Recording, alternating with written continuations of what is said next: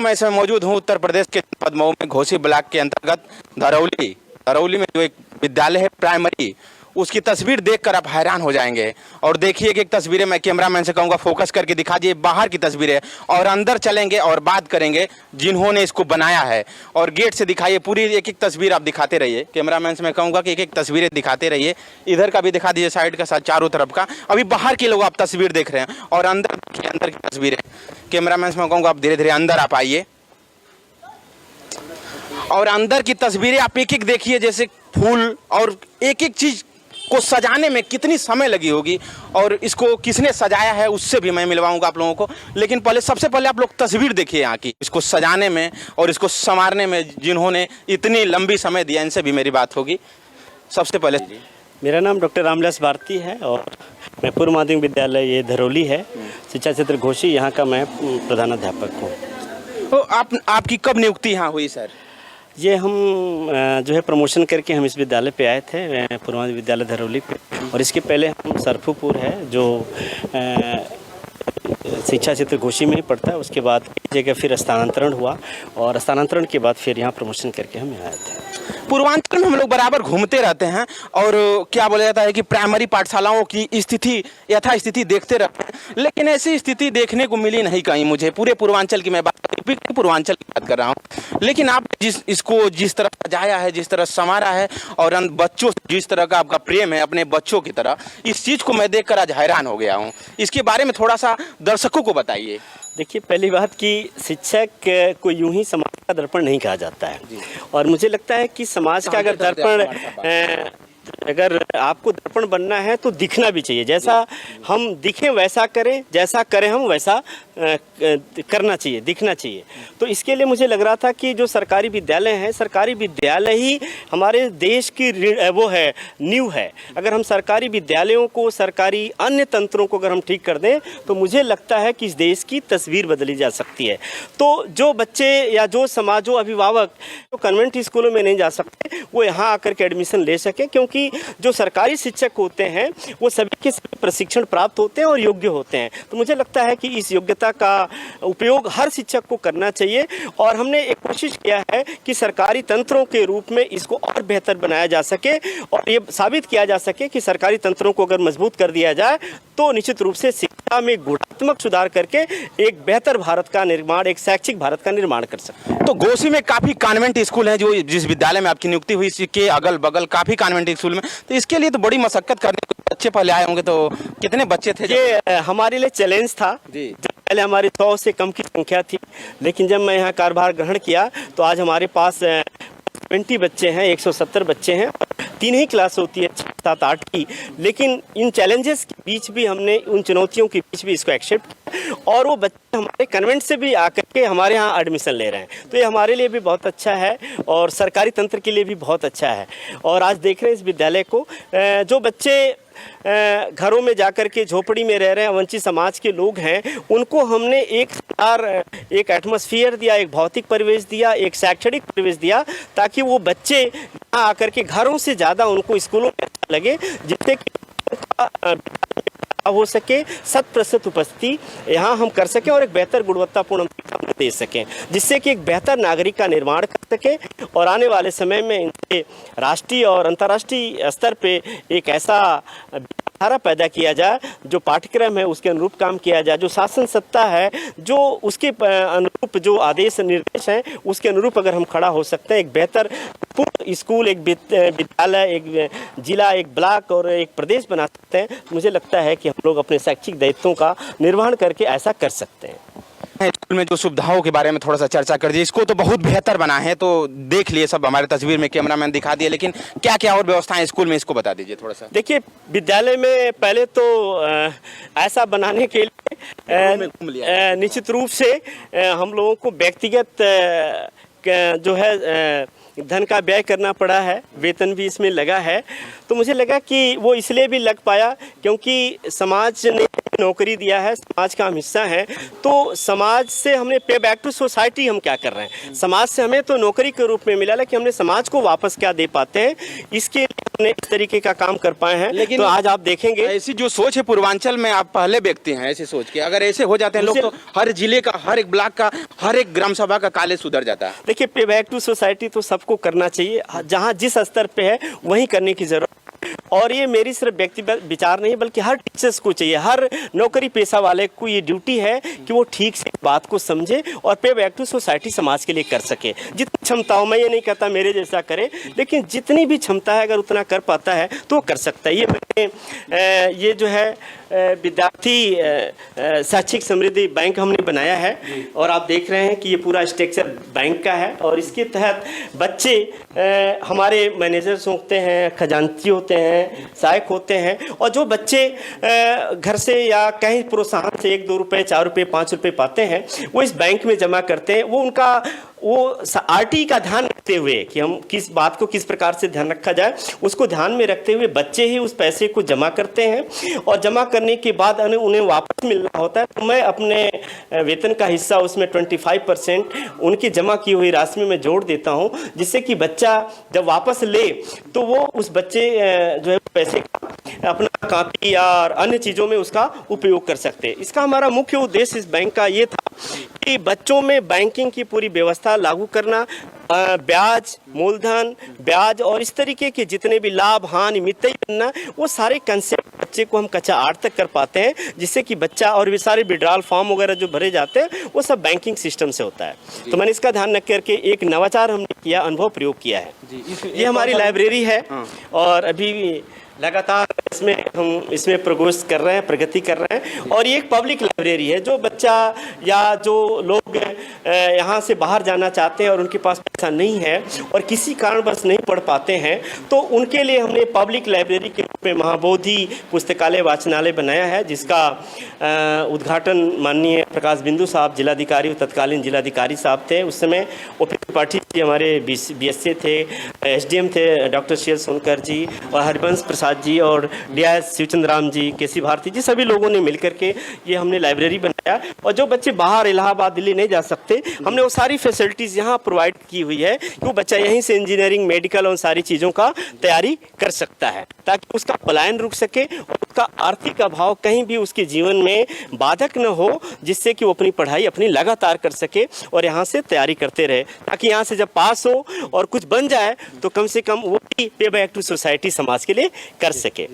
ये हमारा science room है, बारे में बताइए। ये हमारा साइंस लैब है, गणित लैब है, और यहाँ हमने इसको उसी ढंग से, आप देखेंगे कि सारी बिल्डिंग्स हमने उसी तरीके से बनाई है, जो मुझे नहीं लगता कि हमारी तुलना किसी कन्वेंट से किया जाना चाहिए, क्योंकि सरकारी चीज़ों की तुलना सरकारी से की जानी चाहिए। और हम ये कोशिश कर रहे हैं बताने की कि लोग ये कह सके कि हम प्राइवेट से बेहतर नहीं है, बल्कि ये कह सकते हैं कि ये अच्छा काम सिर्फ सरकारी लोग कर सकते हैं।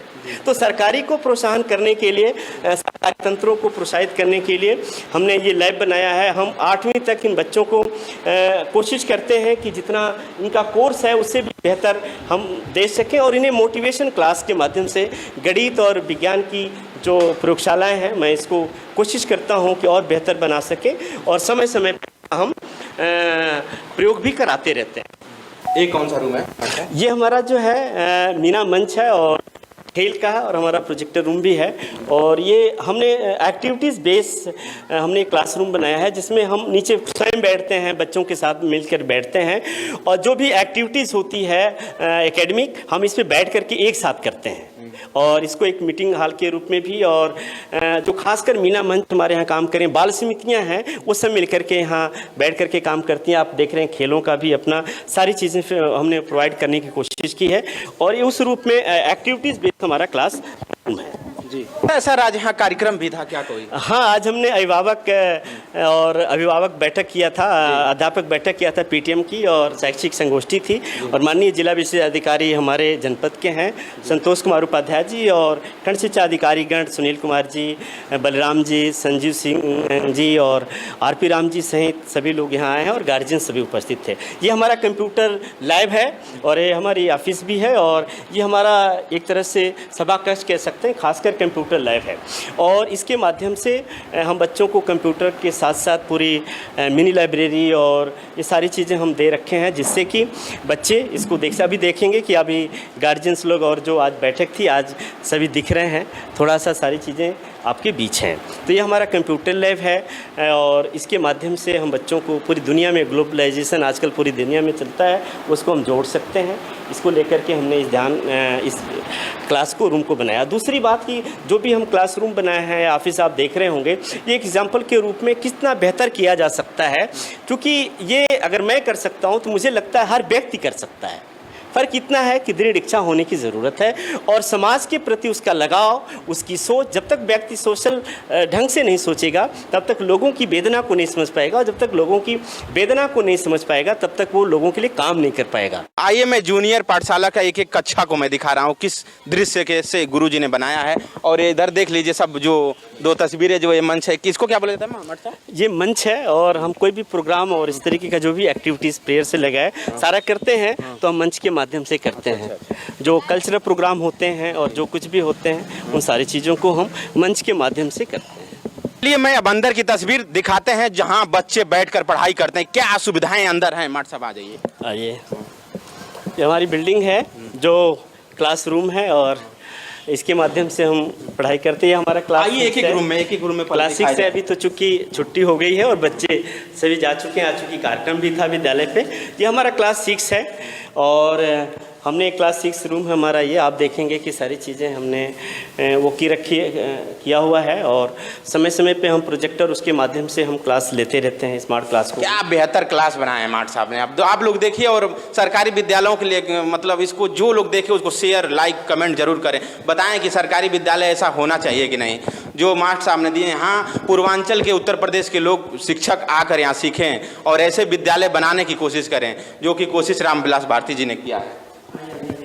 अगले क्लास में आइए चलते हैं और एक तस्वीरें दिखाते हैं हर एक क्लास की।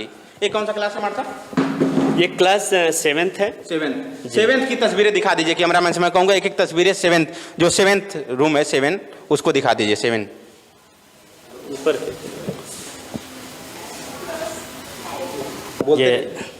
ये क्लास 7th है और इसमें बच्चे हैं हमारे और इसके माध्यम से जो है क्लास को इसलिए भी बेहतर बनाया क्योंकि क्लासरूम ही है जहाँ बच्चा बैठता है और काफ़ी समय 6-7 घंटे बिताता है। वो बेहतर नहीं रहेगा तो उसके दिमाग में अच्छा पढ़ाई भी करेंगे तो उसका एटमॉस्फेयर बहुत ज़रूरी है। जी। तो हमने कोशिश की कि एक बेहतर एटमॉस्फेयर। अब कौन सा रूम में हम लोग? ये हमारा क्लास 8 है।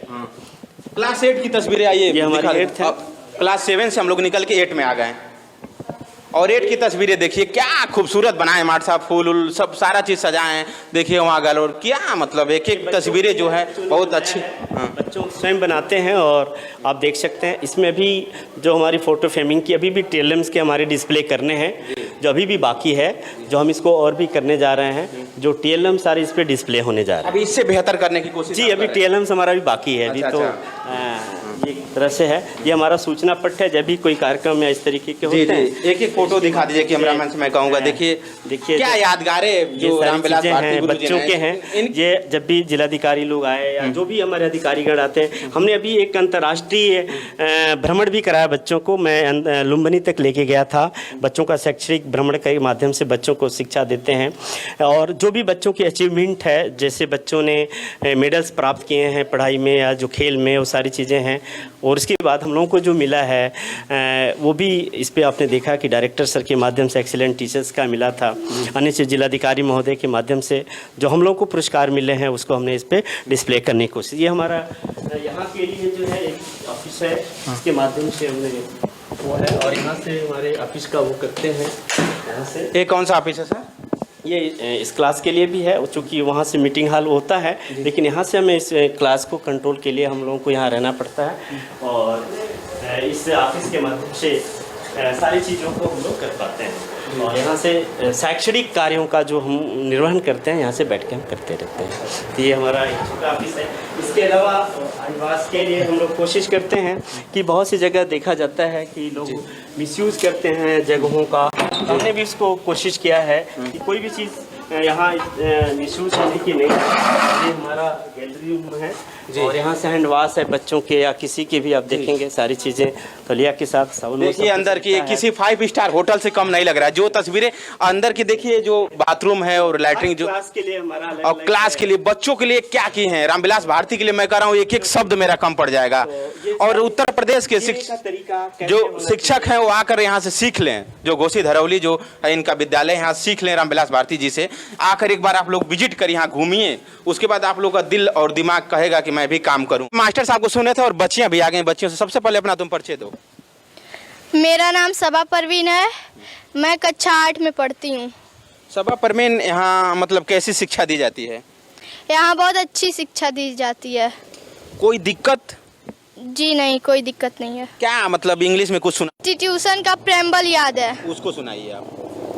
We the people of India having solemnly resolved to constitute India into a sovereign socialist secular democratic republic and to secure all its citizens justice, social, economic, political liberty of thought, expression, belief, faith and worship, and to promote among them all fraternity, assuring the dignity and the individual and the unity and integrity of the nation. In our Constituent Assembly this 26th day of November 1949 do hereby adopt, enact and give to ourselves this Constitution. English में थोड़ा सा आपसे बात हो जाए। What is your name? My name is Sabah Parveen. What is your father's name? My father's name is Mohammad Azharuddin. ठीक है, मतलब तमाम तरह की जो बच्ची को सुने हैं आप लोग, जो पाठशाला है उनसे बच्ची जो है सुने हैं आप, इतनी अच्छी प्राइमरी में नहीं मिलेगी शिक्षा देने के लिए। जो बताई हैं बहुत अच्छी बताई हैं। और मास्टर साहब और कुछ कहना चाहते हैं आप? नहीं, मैं सिर्फ यही कहना चाहूँगा कि आप सबका एक बड़ा रोल है समाज के लिए और हम शिक्षकों का भी एक रोल है। हम सबको मिलकर के एक बेहतर समाज का निर्माण करना है। गार्जियंस को, बच्चों को, पत्रकार को, अधिकारी को, कर्मचारी को और एक एक व्यक्ति की जिम्मेदारी है कि सब मिलकर के एक बेहतर समाज, बेहतर राष्ट्र का निर्माण करें और अपने दायित्वों का निर्वहन करें। एक बेहतर समाज बन सकता है। बहुत बहुत धन्यवाद सर। ऐसी खबर देखने के लिए मेरा फेसबुक पेज जो है और वतन भास्कर यूट्यूब चैनल है उसको सब्सक्राइब करिए। मेरा फेसबुक पेज विकास सिंह जर्नलिस्ट है, उत्तर प्रदेश जनपद मऊ की तमाम छोटी बड़ी खबरें देखने को मिलेगी नेक्स्ट वीडियो में।